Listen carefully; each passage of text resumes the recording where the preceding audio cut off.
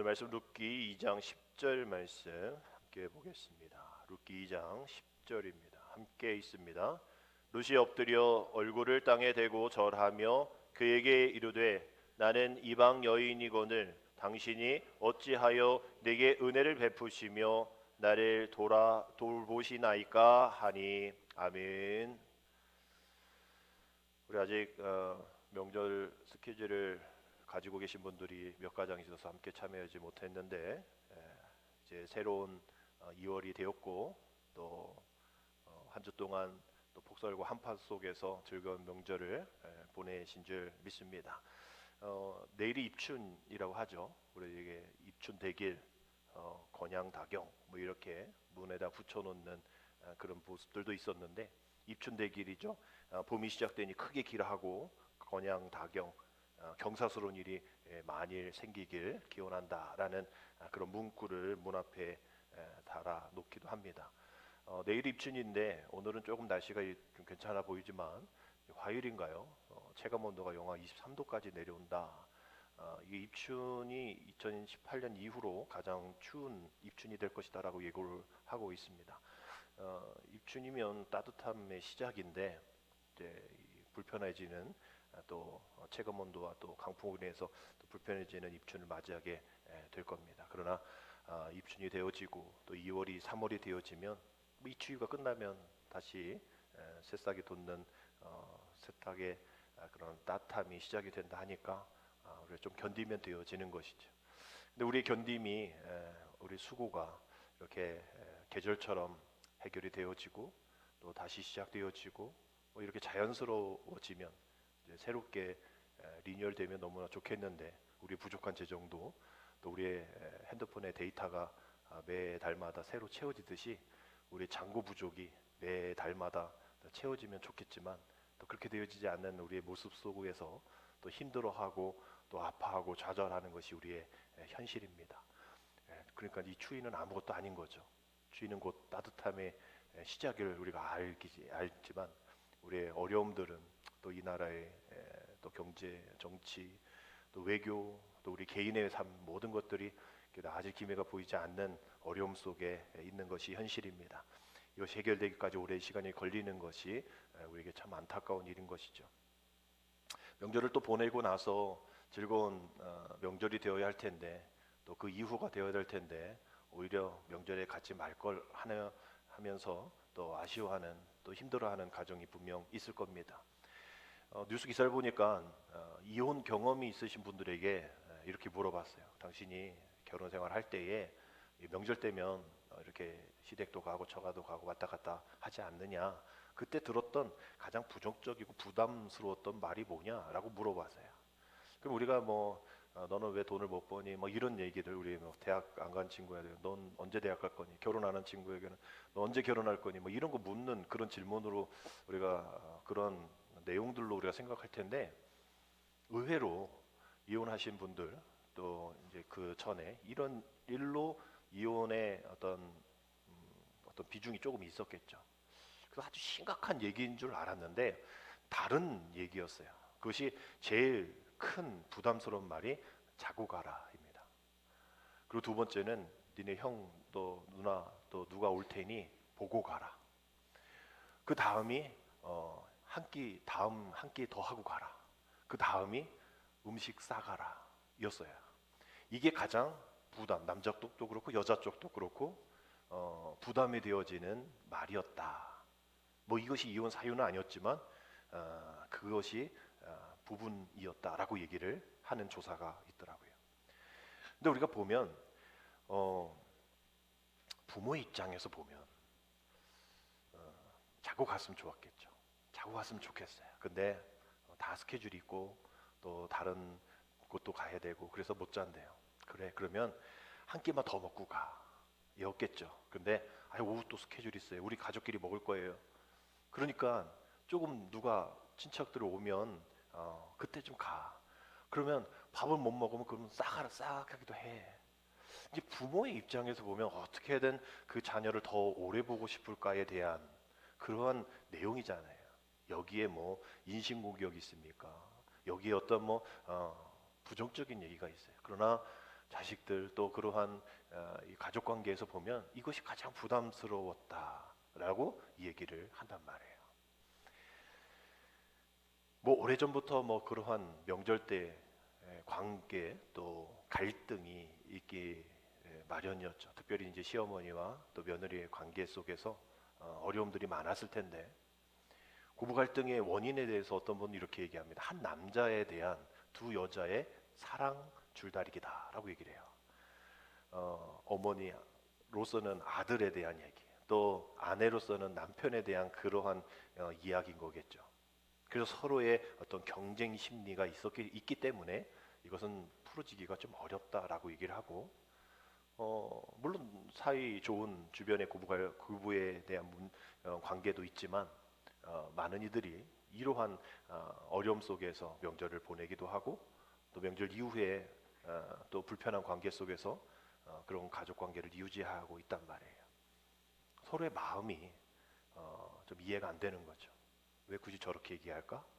근데 그 마음으로 들어가 보면 이해가 될 일들이 우리는 잘 이해가, 그 당시에는 이해가 되지 않는 것이 우리의 경험 속에서 또 알게 되어집니다.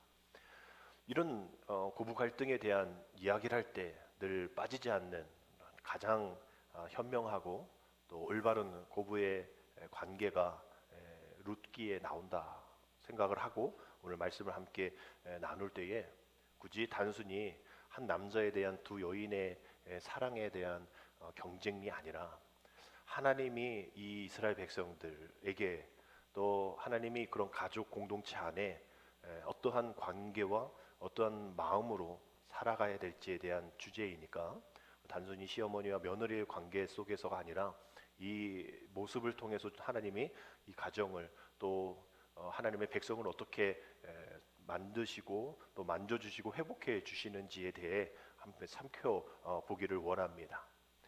룻기서의 배경은 사사시대입니다. 그리고 사무엘서가 시작되어지는 중간에 있죠. 여러분 사사시대 알다시피 자기 소견에 오른 대로 하나님께서 사사를 주셨고 또 선지자를 통해서 하나님 말씀하셨음에 불구하고 늘 자신의 소견에 오른 대로 행했던 그 시대인 거죠. 그러면 사무엘서에 나오는 그 시대는 괜찮냐? 분명 제사장이 있음에도 불구하고 그 제사장도 하나님에 대해서 민감하지 못한 거예요. 하나님에 대해 민감하지 못하니 백성들에게도 하나님의 말씀을 제대로 전하지 못하고 하나님의 뜻이 어딘지를 제대로 분별을 못하여서 엘리 제사장도 또 그의 자식들도 그 제사장의 직분을 제대로 잘 감당하지 못하는 그때가 이 룻기서의 배경이었다는 거죠. 이 룻기의 시작은 엘리멜렉의 모압 이주로부터 시작이 됩니다. 이 엘리멜렉이 흉년이 들어서 하나님이 주신 그 유다 이스라엘 땅을 벗어나서 이방 모압으로 갑니다. 아마 소식을 들었겠죠. 여기는 흉년인데 저긴 그래도 살만해. 그러니까 이 흉년을 견디자가 아니라 하나님께서 이 흉년 속에서 어떻게 임하실지, 역사하실지, 회복해 주실지를 기도하고 기대해보자, 기다리자가 아니라 이거는 이제 끝났으니 우리는 이제 새로운, 또 우리의 앞날을 위해서 새로운 것을 개척하자. 그러나 그것이 이방 땅이든 뭐든 상관없어. 우리가 살아야지. 내가 먹고 살 기가 없는데 여기서 있으면 뭐해? 라면서 베들레헴을 떠나 모압으로 가게 되어지죠.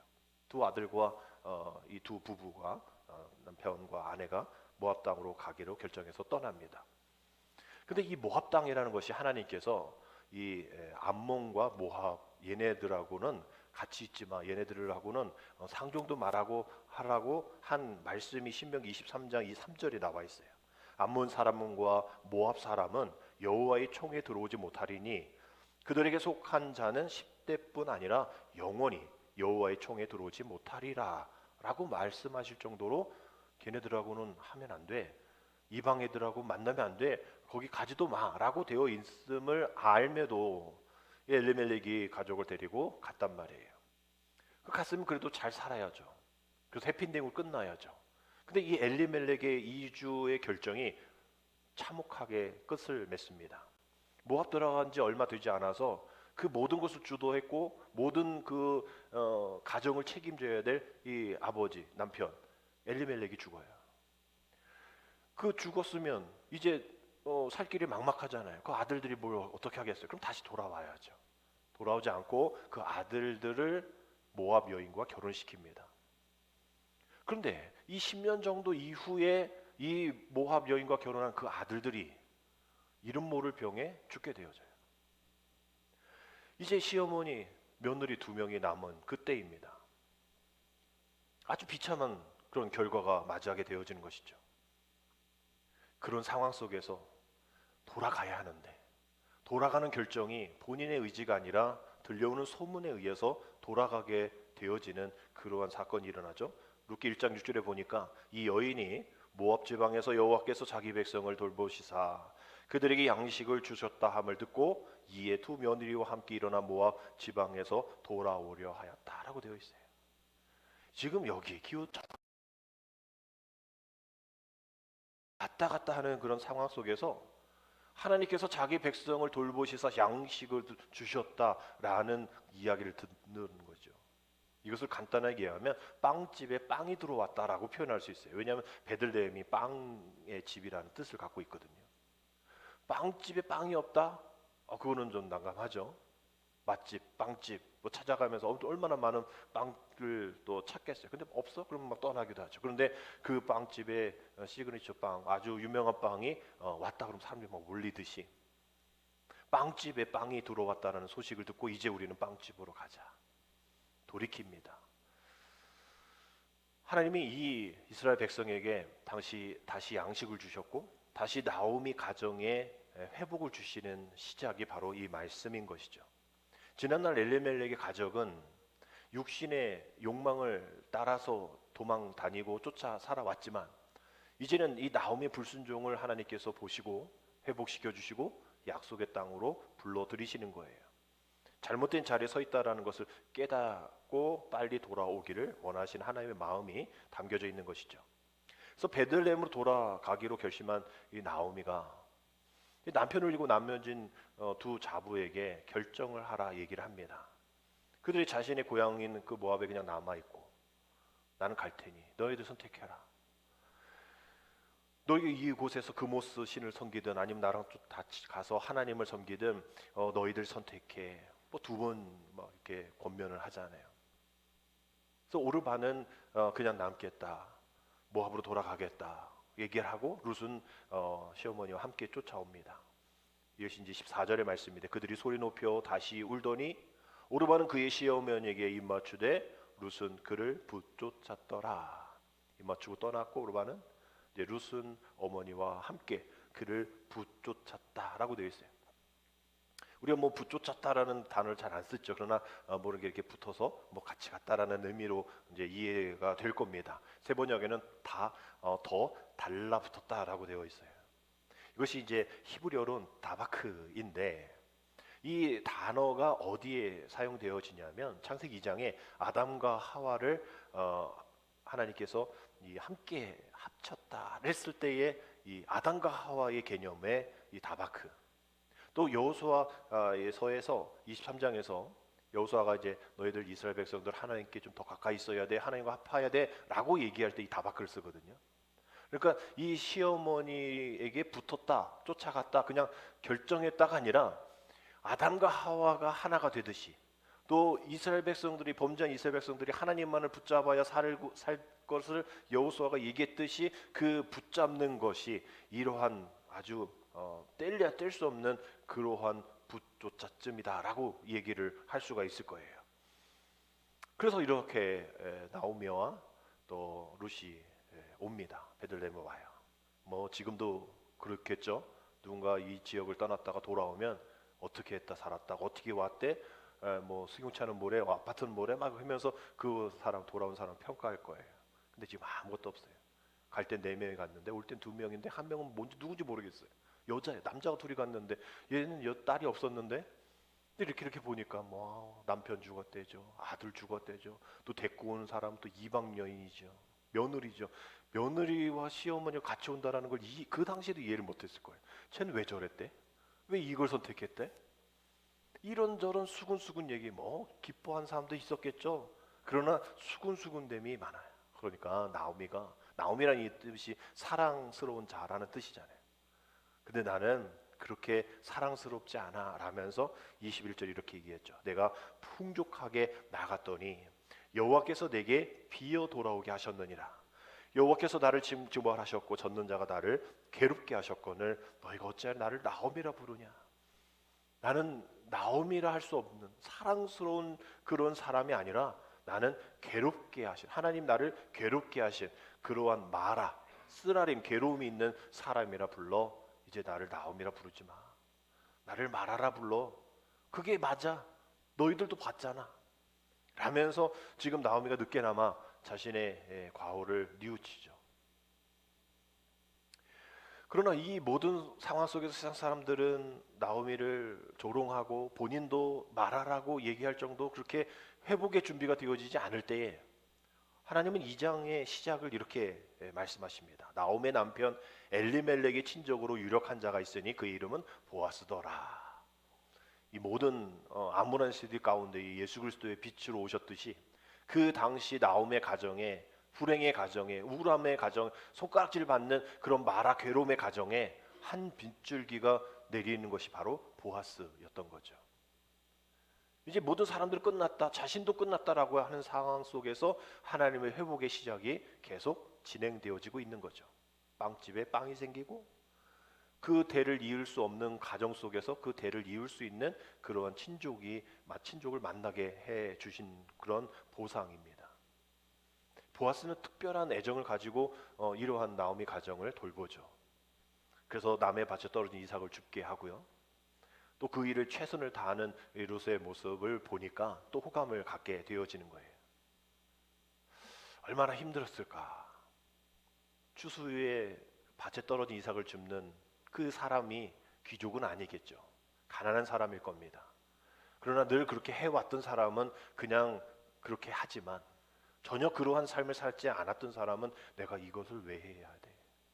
우리가 뭐 사업에 부도가 나고 또 경제적인 어려움이 있어서 큰 집에서 작은 집으로 가는 그 이삿날 많이 힘들잖아요. 저도 옛날에 아버지가 목회하실 때 또 교회를 옮기는 과정 속에서 학교 갔다 왔더니 우리 집이 아니라는 거예요. 다음 목사님 오실 테니까 너희는 이사 갔다는 거예요. 갔더니 그냥 조그만, 전에는 뭐 큰 집에 앞에 정원도 있고 뭐 그런 집이었는데 그냥 연립 맨션, 제일 연립, 지금도 기억나. 제일 연립. 지금은 거기 아파트가 생겼지만 제일 연립 102호. 그냥 조그만 우리 5 식구가 살기 너무나 비좁은 그런 조그만 곳에 왔단 말이에요. 뭐 어른 누나들은 어른이었으니까 다 얘기해 듣겠지만 저는 고등학교 중학교 때였나 그렇기 때문에 저한테는 얘기 안 하고 그냥 이사를 가신 거죠. 그랬을 때도 저도 마찬가지 마음이었어요. 우리가 왜 이런 집에 이렇게 살아야 되지? 아마 뭐 나오미도 그렇고 실질적인 이삭을 주어야 할 이 룻은 더 했을 거라 생각합니다. 남의 눈치를 봐야 하고 제가 걔래.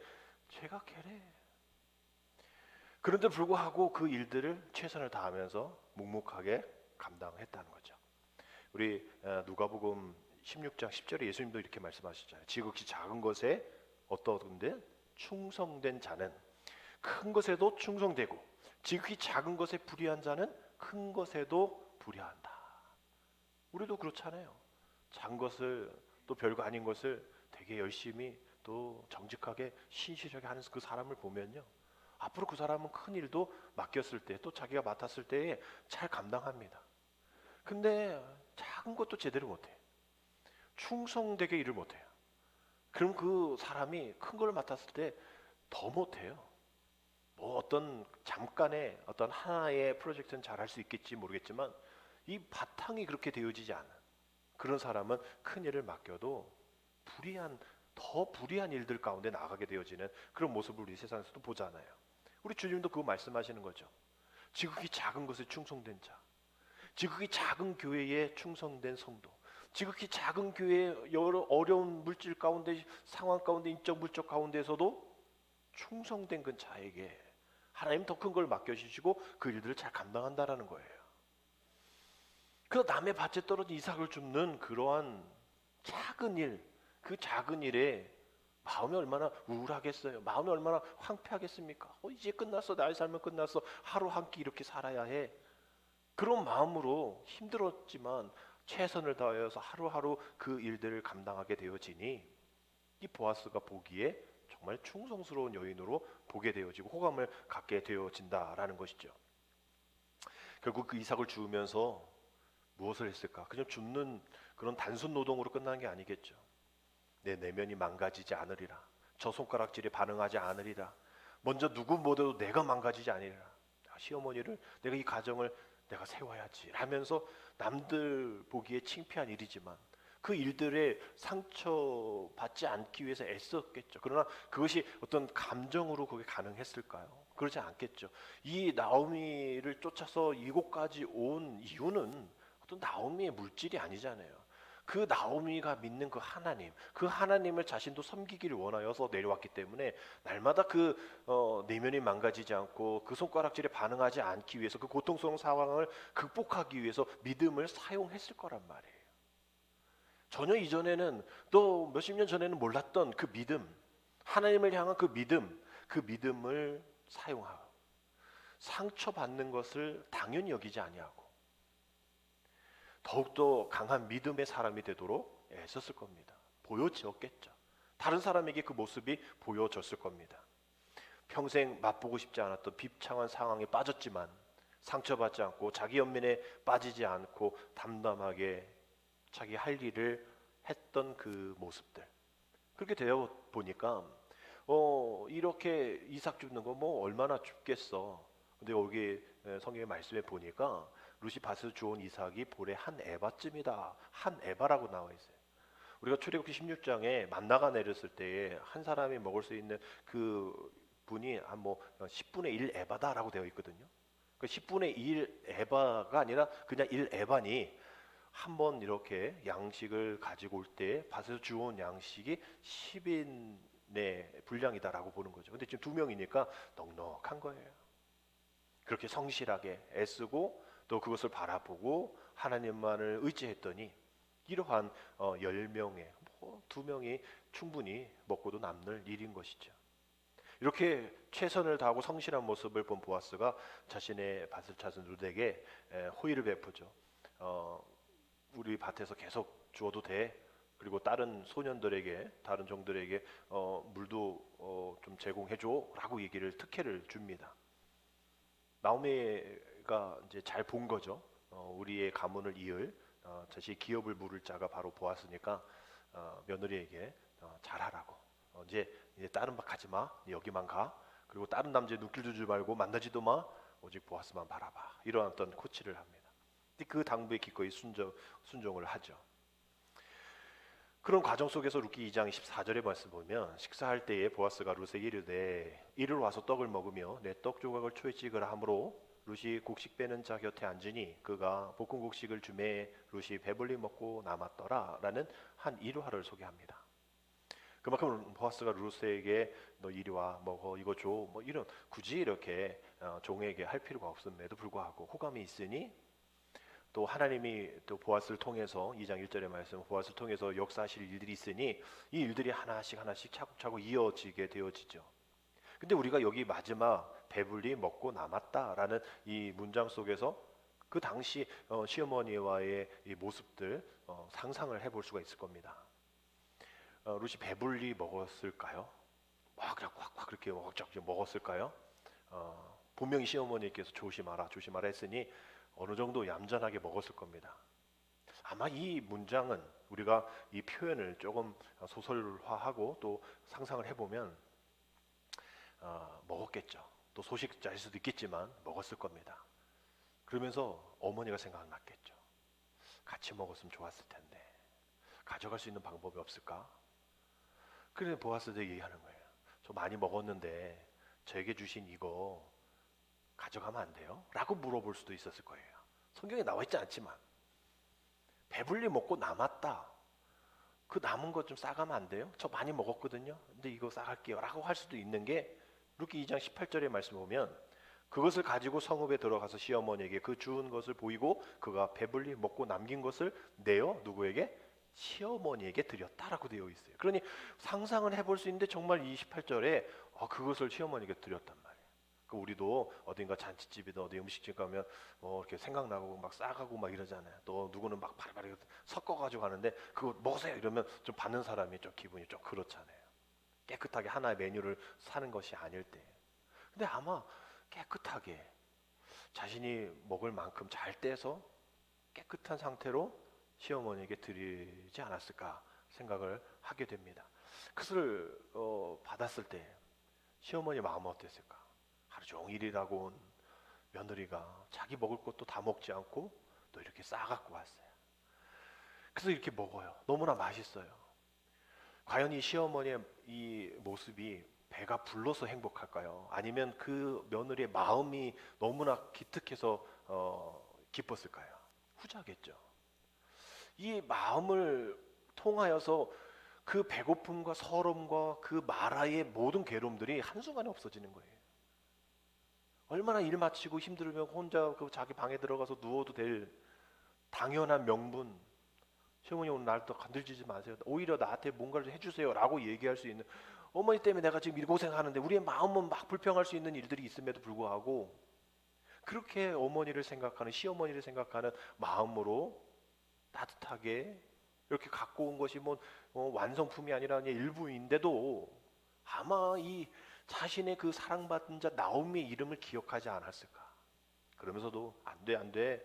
아직은 난 말아야. 아직은 행복하면 안 돼. 라면서도 이 시어머니를 향한 그 마음이 너무나 따뜻해서 그렇게 막 눈물로 그 식사의 자리가 되지 않았을까 생각을 합니다. 우리가 행복하길 원하죠. 가정들이 만나서 행복한 가정 되어지길 원하죠. 여러분, 배가 불러야 행복합니까? 등이 따뜻해야 행복합니까? 물론 그렇죠. 그러나 그렇지 않다고 행복하지 않는 것 아닌 게 바로 이거 아닙니까? 아무리 배부르고 등 따시면 뭐예요? 마음이 편하지 않는데. 여러분도 누군가가 밥 먹자고 했을 때 정말 저 사람은 밥 먹고 싶지 않은데 밥 먹을 때가 되면 그 얼마나 힘들어요. 밥 먹으러 가기도 싫고 메뉴도 싫고 그 사람도 싫고 그 시간이 싫고 뭐 입으로 들어가는지 코로 들어가는지 모를 거예요. 그냥 빨리 나왔으면 좋겠다. 누구와 밥을 먹느냐에 따라 달라지잖아요. 그 마음. 밥을 먹어서 기쁘고 배부른 것이 아닌 거죠. 그 며느리의 마음, 사랑. 하나님이 우리 가정에 회복을 주시는가? 이렇게 따뜻해도 되는 거? 다시 나옴이란 이름으로 살아가도 될까? 되지 않을까? 이러한 마음을 갖지 않으려고 했지만 하나님이 주신 이런 행복함 가운데에 그래 하나님의 행복으로 다시 한번 나아가 보자. 남편 없으면 어때? 아들 이러면 어때? 이렇게 나를 사랑하는 며느리가 있으니, 나를 위한 하나님의 사랑이 있으니 됐지. 그래서 우리는 사람은 마음으로 먹고 사는 존재다라고 얘기하는 거죠. 밥을 먹고 사는 존재가 아니라 밥을 먹고 사는 존재라고 여기는 사람이면 늘 사람들을 밥으로 봅니다. 저 사람 내가 뺏어 먹을 사람으로. 그러나 마음을 먹고 사는 사람은 늘 그 마음을 주죠. 그 마음을 달라 합니다. 왜 이 세상이 힘듭니까? 누구의 마음도 나누지 않고 받으려 하지 않기 때문에 인생이 뒤틀린 것이죠. 그 마음이 더 중요한데. 그래서 자고 가라. 그래서 형제도 올 때까지 좀 있다 가라. 그래서 좀 밥 한 끼 더 먹고 가라. 그래서 남은 음식 좀 가져가라 라고 얘기를 하는데 그 마음이 나눠지지 않으니 난 그 말이 너무 싫었어요 라고 얘기하고 나중에 이혼을 하게 되어지는 빌미가 되어지는 것이죠. 오늘은 우리 감리교에서 기념하는 응급주일입니다. 은퇴하신 분들을 위한 또 기념하며 그분들을 우리는 은퇴 목사님 안 계셔서 또 이곳에 모시지 않았지만 기론교회는 은퇴 목사님 계시잖아요. 그런 목사님들을 초청해서 또 설교도 하고 또 그동안 어려웠던 일들을 또 함께 공감하고 또 맛있는 식사 대접하는 그런 주일이 기념하는 주일이 오늘입니다. 감리교회 아주 좋은 다른 교파는 있는지는 잘 모르겠지만 응급주일, 응급비는 다 있지만 하여튼 우리 감리교회 전통인 거죠. 이것이 이제 1914년에 우리 상동교회를 개척한 우리 감리교 전덕기 목사님, 그 목사님이 일제히 고문당하고 돌아가셔서 그 가족들이 어렵게 산다는 소식을 듣고 감리교회가 유족들에게 그 당시 생활비 15원을 주는 것으로 시작이 되어서 1954년에 이제 2월 첫째 주일은 그런 것들을 기념하는 응급주일을 보내자라고 시작을 한 것이 지금껏 이어오고 그 15원이 지금 많이 줄었지만 저희 아버지 때는 120이었지만 지금은 이제 80만 원이거든요. 저희 때는 더 줄 수 있을 텐데 새롭게 감독 회장님 되신 분이 그래도 100만 원까지는 우리가 맞춰드릴 테니 맞춰드리면 좀 그렇지만 제공해드릴 테니 우리가 돈이 없으니 뭐 여기저기서 다 재원을 끌어올 테니 또 부담금 좀 올릴 테니 어르신 목사님들 한평생 수고하신 목사님들 힘내십시오라는 것을 이제 우리 응급부에서 진행을 하고 있단 말이에요. 그런데 은퇴하신 분들이 뭐 100만 원, 80만 원, 120만 원 받은들 주일이 되면 갈 교회가 없는 거예요. 어디 가면 부담스러워하고 또 오면 또 거마비를 드려야 되는 뭐 이런 것들 또 가면 뭐 왜 오셨어? 은퇴하시면 이제 멀리 가셔야지. 뭐 이러한 마음으로 돈이 아니라 마음을 받지 못하는 거예요. 뭐 이렇게 후임 목사님한테 내가 그때 이랬는데 이렇게 하면 어때라고 얘기하면 간섭한다고, 목회 간섭한다고, 안 왔으면 좋겠다고. 교회 안에 있는 사무실, 은퇴 목사님 사무실 이제 나가시고 거기에 부교육자 사무실 할 테니 나가시라고. 이 마음을 나눠주지 못하는 그것이 너무나 힘든 거예요. 나오미도 마찬가지였죠. 룻도 마찬가지였을 겁니다. 그런 마음을 나누지 못하였던 그 마라의 삶. 그러나 조금씩 조금씩 하나님으로부터 그 마음을 얻게 되어지니, 그 마음을 나누게 되어지니 다시 나도 행복할 수 있겠다라는 희망을 갖게 되어지는 것이죠. 이제 마라가 된 여인이 다시 나오미로 되게 하는 위로의 마음이 우리 주님이 주신 마음이었다는 거예요. 그래서 이후에 보아스가 이 나오미 가정의 기업을 물을 자가 되어서 뭐 1순위가 아니었기 때문에 1순위인 사람에게 너 물을 거냐, 친족의 그 기업을 물을 거냐, 아니 나는 안 해. 왜 부담스럽게 그 사람들 해? 나도 바빠. 이러면서 그 사람이 나가고 그 다음에 이제 보아스가 그것을 책임진단 말이죠. 근데 이 보아스가 그거를 굳이 책임지지 않아도 돼. 그건 2순위였기 때문에 1순위가 안 한다고 하니까 받았고 그것이 하나님의 뜻이었고 하나님의 마음을 주셔서 마음을 나눌 사람이 보아스인데 여러분 이 보아스가 누구냐면 우리가 잘 아는 기생 라합의 아들입니다. 기생 라합의 아들 보아스인데 이게 지금 뭐 그 기업에 물을 사람들 뭐 10명의 장로를 초청해가지고 법적인 것을 다 해결할 정도로 영향력이 있는 사람이 됐단 말이에요. 그러니 이 나오미도 그렇고 이방 여인 나오미도 그렇고 또 이 보아스도 엄마가 기생이었단 말이에요. 그 잘 아는 그 정탐꾼 숨겨준 그 기생 그 라합의 아들이 바로 이 보아스라는. 그러니까 하나님이 역사하시는 것은 뭐 어떤 뭐 대단한 또 준비된 뭐 이런 것이 아니라 정말 하나님께서 보시기에 또 하나님께서 쓰시기에 합당한 그런 마음을 가진 자. 그러니까 기생 이 라합의 그 이후의 모습을 우리는 잘 모르잖아요. 근데 그 아들이 지금 이러한 일들을 하고 이 보아스와 이 룻을 통해서 그 다음 아들도 낳거든요. 아들까지도 낳고 그 아들이 이제 다윗 왕의 증손 아버지가 되고 지금 뭐 이렇게 돼서 이제 예수님까지 이어지는 성경의 많은 큰 일들을 감당하는 이 인물들의 구조를 보면 예수님 제자도 마찬가지예요. 다 갈릴리 어부 출신 뭐 못 배운 애들이죠. 뭐 손가락질 받는 세리, 그 열심 당원들, 과격한 애들 이런 애들을 제자로 삼았단 말이에요. 다른 제자도 있었지만 12명의 제자를 그렇게 삼았단 말이에요. 하나님의 방식은 우리의 방식과 다른 거죠. 하나님께서 이 하실 일들에 대한 주님이 오시기까지 과정 속에서 그 어떤 것도 우리가 내세울 것 하나도 다른 거예요. 하나님이 하시고자 하시는 우리의 가문을 통해서 하실 일들, 뭐 나오미는 몰랐죠. 그 이후에 뭐 예수님이 또 다윗이 나올 걸 어떻게 알아요? 근데 우리는 알잖아요. 아는 우리가 더 은혜 받고 아는 우리가 더 실망하지 않고 아는 우리가 절망에 지금 빠져 있다면 하나님이 우리 인생 가운데 우리 가문 가운데에 이 나라 가운데에 하나님이 축복을 주실 때가 있겠구나. 그 일들을 위해서 지금 어렵지만 참고 견디면 회복되겠구나. 마음을 나누면 되겠구나. 배만 따쓰고 등 따신다고 이스라엘 백성들이 하나님을 매일 쫓았던 거 아니잖아요. 뭐 주면 감사하더라다가 뭐 없으면 불평했던 것이 광야 생활에서의 모습들 아니었나요? 결국 이러한 모습을 통해서 하나님이 원하시는 것은 우리 연약한 인생 속에 암울한 순간이 지금 있다 할지라도 이것이 내 자녀까지 갈 것 같아서 힘든 그런 모습 속에 있다 할지라도 그것은 우리 생각이고 하나님의 생각, 하나님의 계획은 다르다라는 거예요. 그러니 오늘 이 말씀을 보면서 배가 불러야만 행복한 것이다 아니라는 것을 깨달았다면 하나님의 백성이라는 그 정체성, 그 하나님의 나의 모든 것을 채워주신다라는 그 마음, 그것만 있다면 이 세상에서 잘 되지 않았고 또 앞으로 뭐가 잘 보이지 않다 할지라도 왜 내 인생이 이렇게 험난하고 내 인생에서 이렇게 아무도 도와주는 사람이 없어? 이런 마음이 있다 할지라도 또 다른 사람들 보면 저 사람은 잘 되고 저 사람들이 이렇게 잘 되는데 왜 나는 이래? 왜 우리 가정은 이래? 왜 우리 자녀는 이래? 라고 원망하지 말고 내 인생 속에서 하나님이 역사하시겠구나. 하나님이 내 인생, 내 가정, 내 손자, 손녀의 이 믿음의 가정 속에서 하나님이 역사하시겠구나. 그러니 하나님이 말씀하신 그곳을 무작정 떠나지 말아야겠다. 예배 자리 지켜야겠다. 기도의 자리를 지켜야겠다.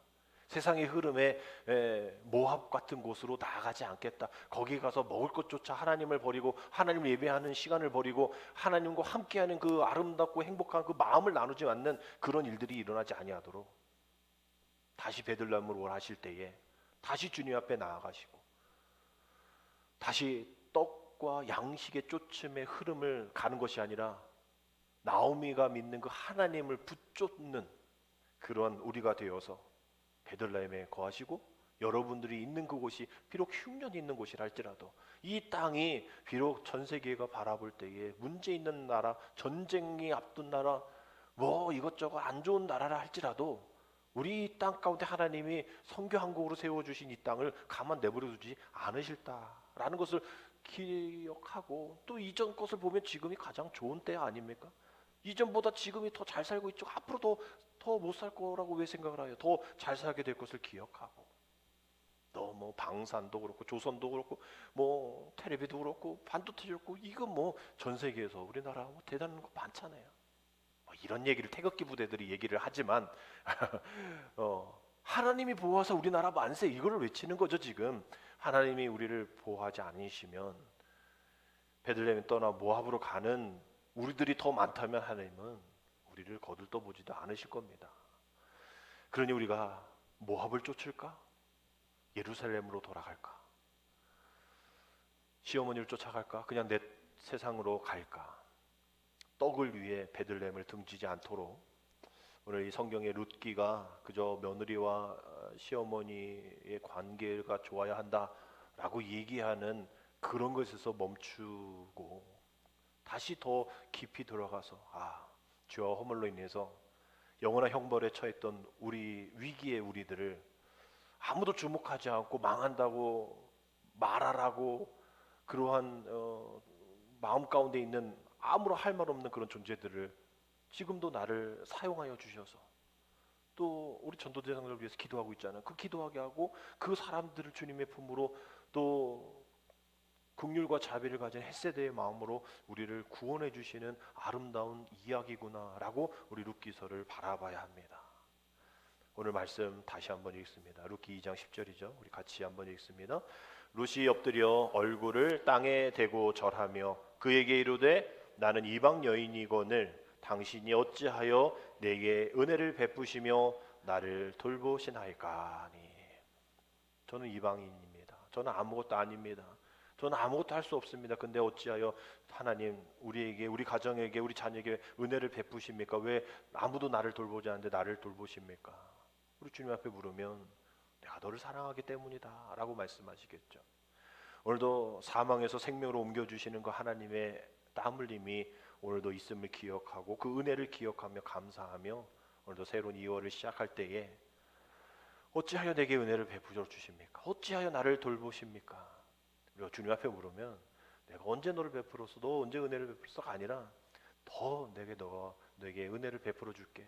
더 내가 너를 돌봐줄게 라고 우리 주님은 말씀하실 겁니다. 그러니 많은 어려움 가운데 실망하지 말고 좌절하지 말고 다시 나오미의 삶으로 사랑받는 자로 우리의 삶은 괴로움 쓴 그런 마음이지만 우리의 하나님의 우리 아버지 되심을 기억하며 오늘 사망에서 생명으로 옮겨주심에 감사하며 나오미의 삶을 살아가는, 그리하여 내게 은혜를 베풀어 주심에, 내게 돌보심에 너무나 감사합니다라고 날마다 불평이 아닌, 좌절이 아닌, 절망이 아닌 감사의 기도로 하나님 앞에 올려드리는 저와 여러분 되시기를 주님의 이름으로 축복합니다. 기도드립니다. 하나님, 룻처럼 이방인이자 도무지 자격이 없는 저를 불러주셔서 주님의 거룩한 신부로 삼아주심을 감사드립니다. 주님께로부터 긍휼과 자비를 받았으니 우리 이웃들에게 그 사랑, 하나님의 사랑을 전하는 자 되게 하여 주옵소서. 우리 인생을 돌보시는 주님, 인생의 고난이 닥칠 때 낙심하지 말고 그 속에 감추어진 하나님의 은혜를 바라보며 오늘도 굶을지언정 말씀을 놓지 않는 삶을 살 수 있도록, 그것이 우리에게 기쁨임을 기억하여 말씀 안에 진정한 만족과 기쁨을 깨닫는 우리 되게 하여 주시고, 오늘부터 시작되어지는 그 말씀 축제 가운데에 오늘도 우리에게 충만한 은혜로 우리에게 은혜를 베푸시며 우리를 돌보시는 하나님을 발견할 수 있는 귀한 시간 되게 도와주옵소서. 예수님의 이름으로 감사하며 기도드립니다. 아멘.